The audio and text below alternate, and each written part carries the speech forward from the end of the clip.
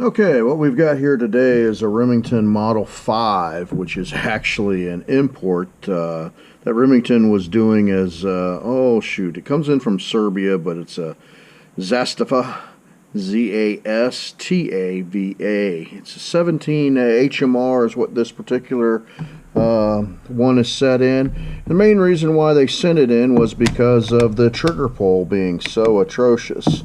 And when we took it apart and looked as far as for the trigger, we can see why. So let's see what we're starting off with.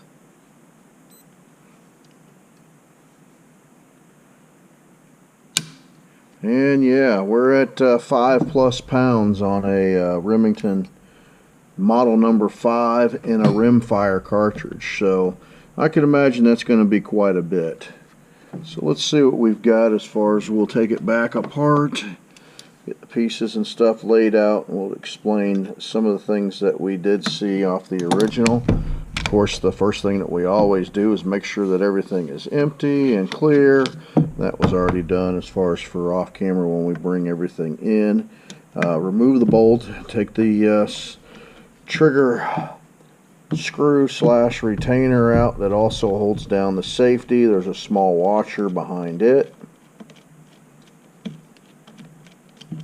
Get these off one piece at a time. And right in behind here, I don't know if the camera can pick it up or not, but there's where that little washer is. Let's try it a different set. There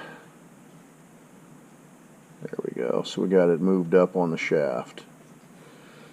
Alright, and then the trigger itself will lift up and out of the way just enough for us to get the tension spring up and out of its hole and then out on its own. And as you can see, they're using a pretty big size tension spring.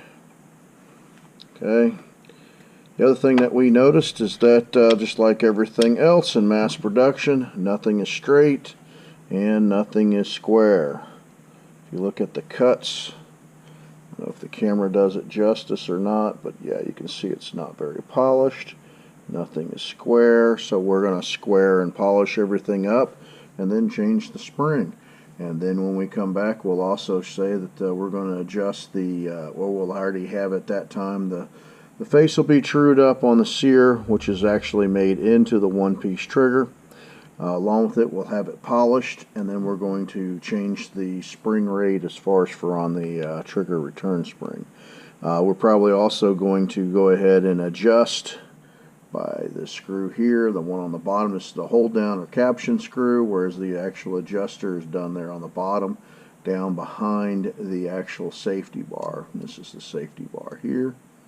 So we'll adjust that as far as for the take up. The over travel seemed to be pretty nice, so we're not going to mess with anything on it. The over travel is actually part of the receiver block, which sets in here. You can see the little small screw, set screw right behind where the magazine latch is. Alright, we'll get back on as far as for part 2 after a bit.